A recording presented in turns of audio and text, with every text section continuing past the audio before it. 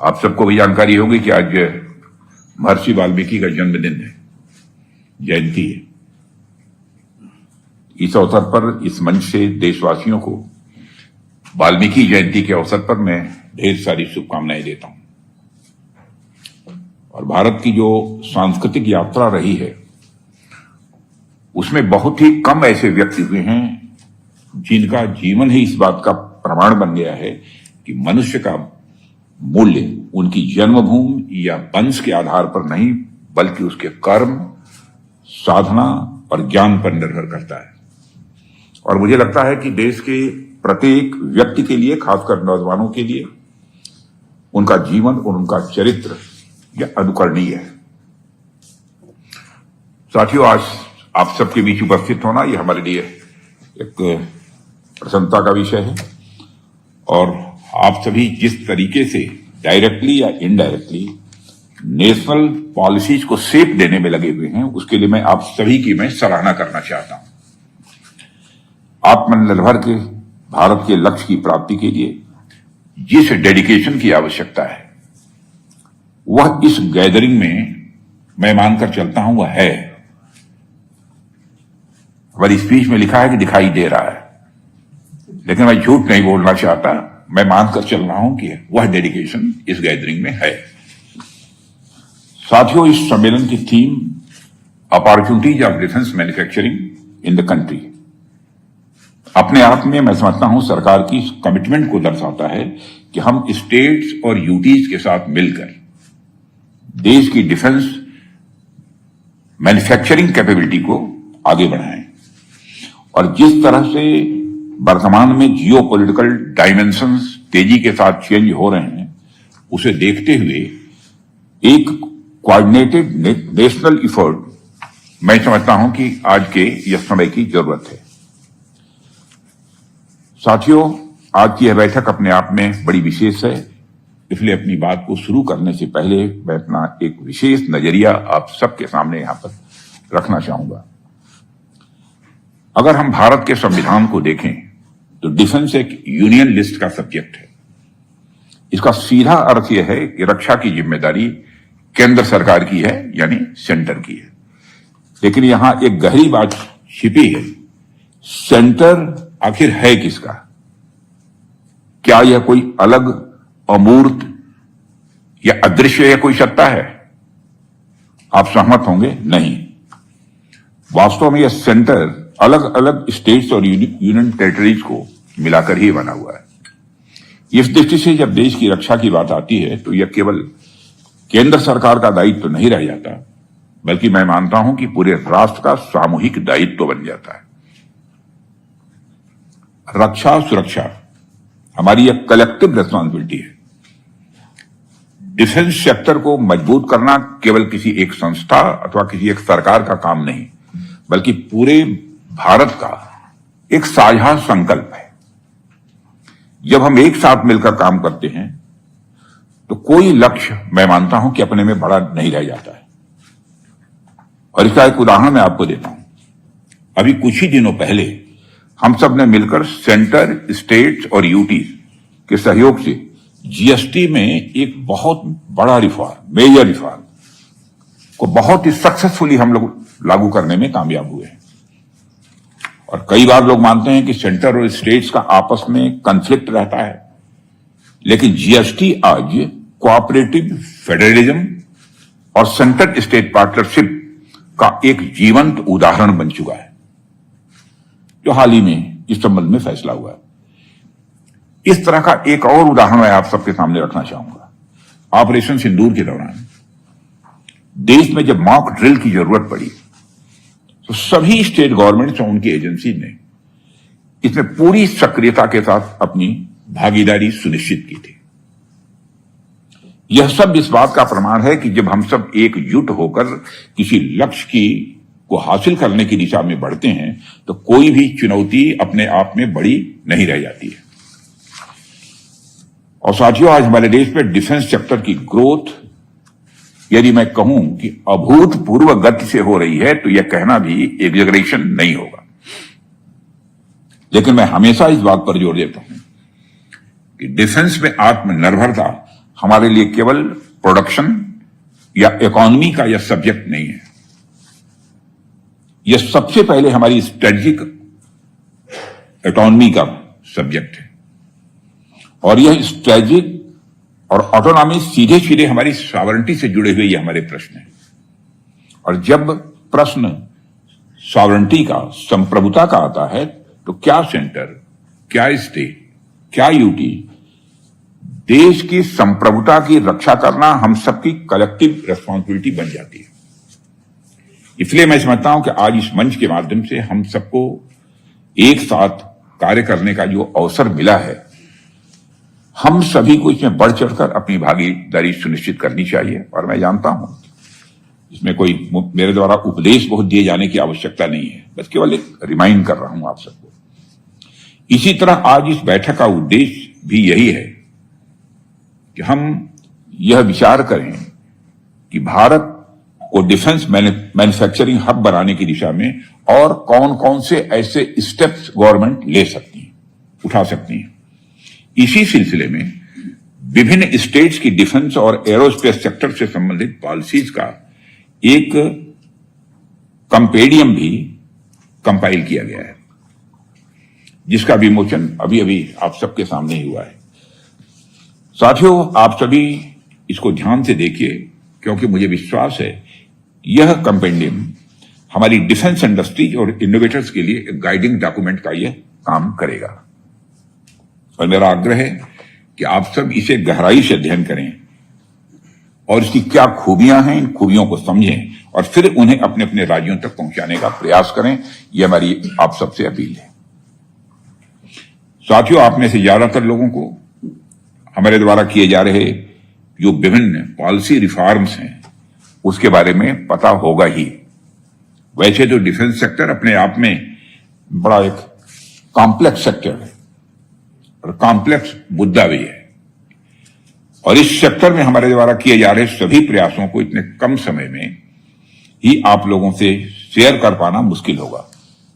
लेकिन फिर भी मैं एक दो खास बातें आप सबके सामने यहां पर रखना चाहूंगा।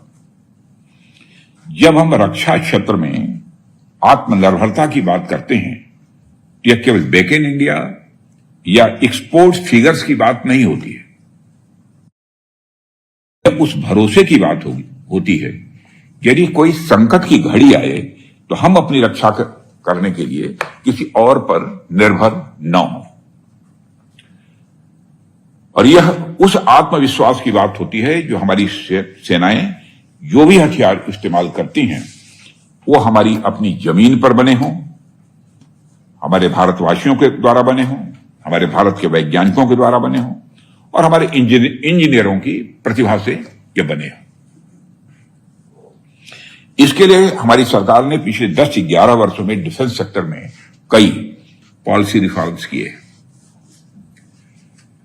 डिफेंस प्रोडक्शन में इंडिजिनस कंटेंट को बढ़ाना और डिफेंस इन्वेस्टमेंट को गति प्रदान करना हमारा इन प्रयासों के केंद्र में रहा है।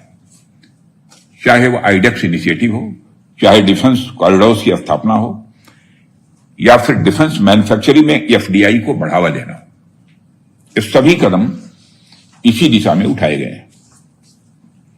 साथियों, ईज ऑफ डूइंग बिजनेस को मजबूत करने के लिए हमने क्वालिटी एश्योरेंस की टाइमलाइंस को भी सेल्फ सर्टिफिकेशन से सरल बना दिया है और इसके साथ ही एक centralised defence testing portal launch भी किया गया है जो पूरे देश में डिफेंस इंडस्ट्रीज को टेस्टिंग और सर्टिफिकेशन की सुविधा उपलब्ध कराता है। और इसी प्रकार एरोस्पेस और डिफेंस सेक्टर में नई टेस्टिंग और सर्टिफिकेशन फैसिलिटीज स्थापित करने के लिए डिफेंस टेस्टिंग इंफ्रास्ट्रक्चर स्कीम भी शुरू की गई है, जिसके अंतर्गत फाइनेंशियल असिस्टेंस भी प्रदान किया जा रहा है। पिछले 10 वर्षों में हम सबके द्वारा किए गए प्रयासों का ही परिणाम है कि हमारा डिफेंस प्रोडक्शन 2014 में जहां मात्र अप्रॉक्सीमेटली 46,000 था, वह आज बढ़कर 1.5 लाख करोड़ हो गया। इससे अधिक हो गया। इसमें से 33,000 करोड़ से अधिक का कंट्रीब्यूशन प्राइवेट सेक्टर का है। यह भी सबसे बड़ी महत्वपूर्ण बात है। पब्लिक सेक्टर का नहीं, बल्कि मोर देन 33,000 करोड़ का कंट्रीब्यूशन प्राइवेट सेक्टर का है, और इस कंट्रीब्यूशन को हम लोग और अधिक बढ़ाना चाहते हैं। यह दर्शाता है कि आत्मनिर्भर भारत के इस अभियान में निजी उद्योगों की भागीदारी बढ़ रही है, और इस भागीदारी का परिणाम है कि भारत डिफेंस सेक्टर, जो 10 वर्ष पहले 1,000 करोड़ से कम का था, आज वह बढ़कर 23,500 करोड़ रुपए से अधिक का हो गया। 1,000 से बढ़कर अप्रॉक्सीमेटली 24,000 करोड़ तक का हो गया। साथियों, हमारी डिफेंस इंडिजिनाइजेशन की इस सक्सेस स्टोरी में प्राइवेट सेक्टर का बढ़ चढ़कर हिस्सा लेना इस बात का प्रमाण है कि भारत की जो डिफेंस स्टोरी है अब केवल सरकार या पब्लिक सेक्टर तक ही सीमित नहीं है, बल्कि यह एक नेशनल मूवमेंट बन चुकी है। लेकिन हमें यहीं रुकना नहीं है, आगे जाना है। हमारा लक्ष्य कहीं बड़ा है, और हमने कई एम्बिशियस टारगेट्स भी रखे हैं।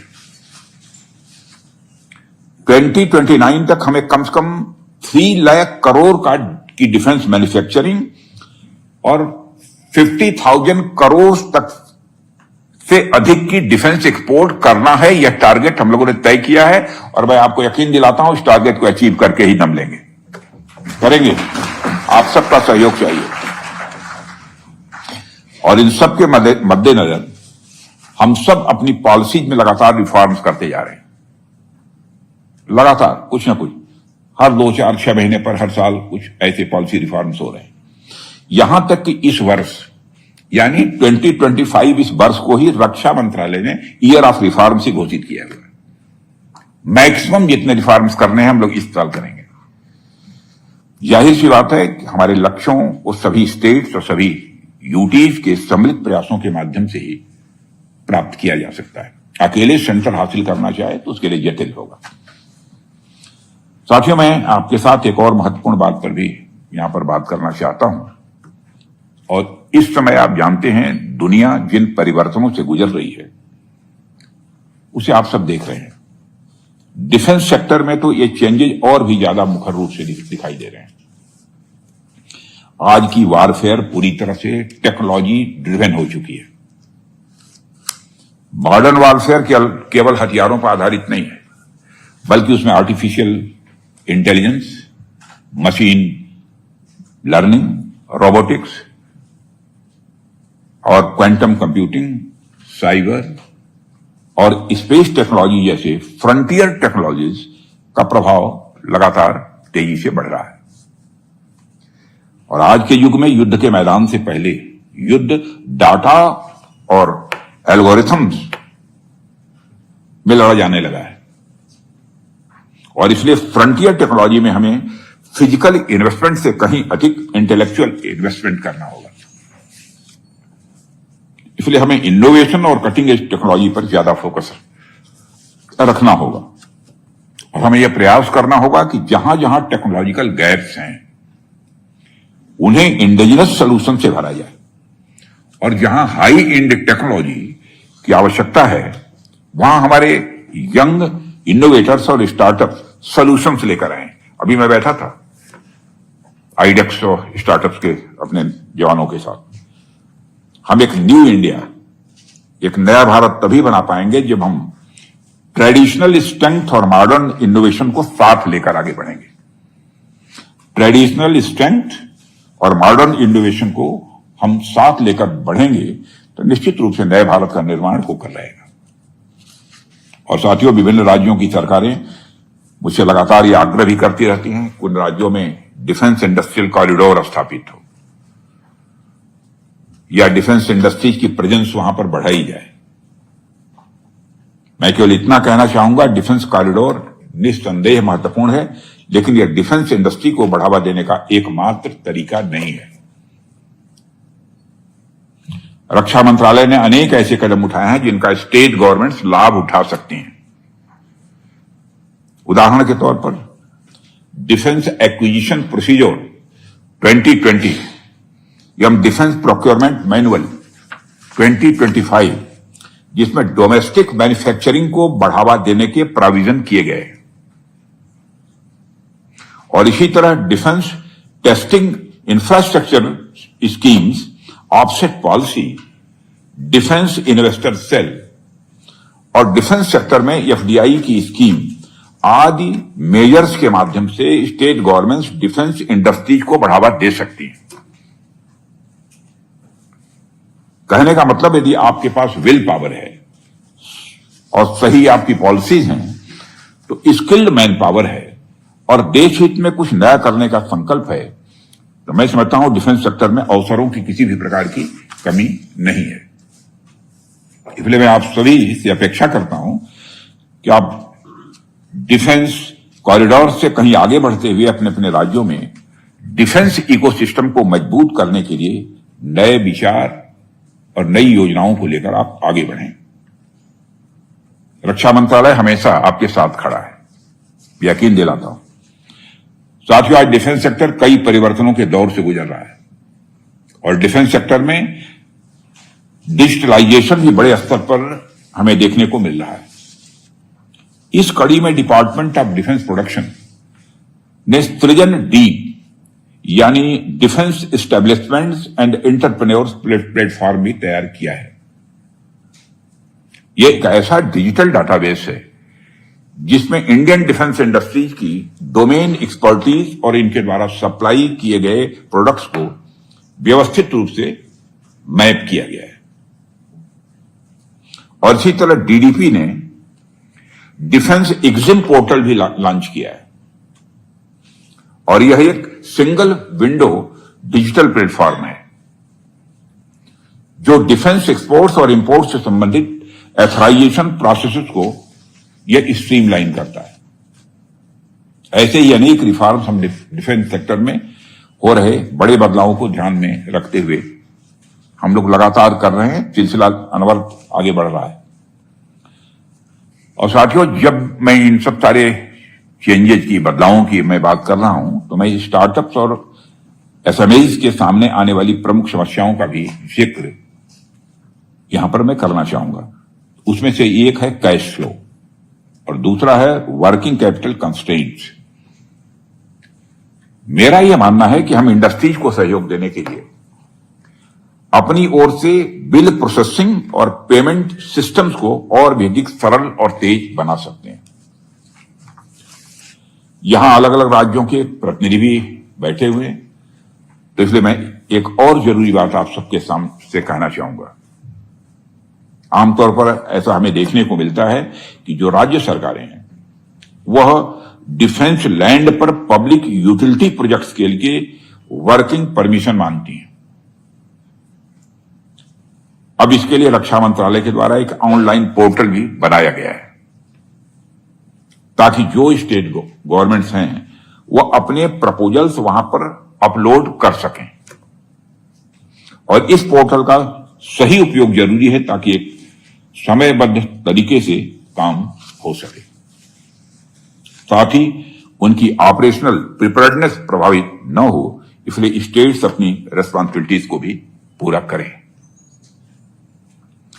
साथियों, साथ ही मैं यह भी कहना चाहूंगा कि जिन स्टेट गवर्नमेंट्स ने डिफेंस लैंड के बदले इक्वल वैल्यू लैंड अभी तक मिनिस्ट्री को नहीं दी है, काम की बात हो रही है थोड़ी, वे शीघ्र ही अल्टरनेट लैंड उपलब्ध करा दें। यह मेरा आप सबसे विनम्र आग्रह है ताकि जो हमारी आर्म्ड फोर्सेज हैं उनकी ऑपरेशनल प्रिपेयर्डनेस पर कोई एडवर्स इंपैक्ट न होने पाए। साथियों, भारत आज जिस तरीके से आगे बढ़ रहा है उसमें डिफेंस सेक्टर का भी मजबूत और आत्मनिर्भर होना केवल एक विकल्प नहीं है, बल्कि मैं समझता हूं कि यह अनिवार्यता है और यह आज की आवश्यकता के साथ साथ आने वाली पीढ़ियों के लिए हम सभी की मिलीजुली जिम्मेदारी भी है। जब मैं स्टेट के साथ सेंटर के रिलेशन की बात कर रहा हूं तो उसका अर्थ केवल मैन्युफैक्चरिंग तक ही सीमित नहीं है।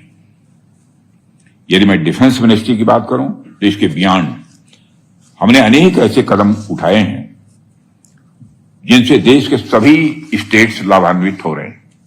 उदाहरण के लिए मंत्रालय की नारी शक्ति इनिशिएटिव से, जिसके अंतर्गत आर्म्ड फोर्सेज में विमेन ऑफिसर्स की प्रेजेंस लगातार बढ़ रही है,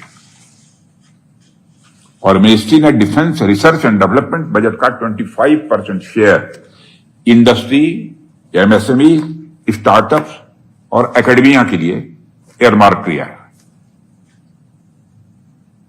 pension, young serviceman contributory health scheme आदि के बजट एलोकेशन में हमने लगातार वृद्धि की है। देश के बॉर्डर इंफ्रास्ट्रक्चर को भी सुदृढ़ बनाने के कमिटमेंट के तहत हमने बॉर्डर रोड्स ऑर्गेनाइजेशन के बजट एलोकेशन में भी सस्टेंटिव वृद्धि की है। माने बॉर्डर रोड ऑर्गेनाइजेशन के लोगों को भी ये पहले कल्पना नहीं थी कि इतना ज्यादा वृद्धि कर दी जाएगी बजट एलोकेशन में।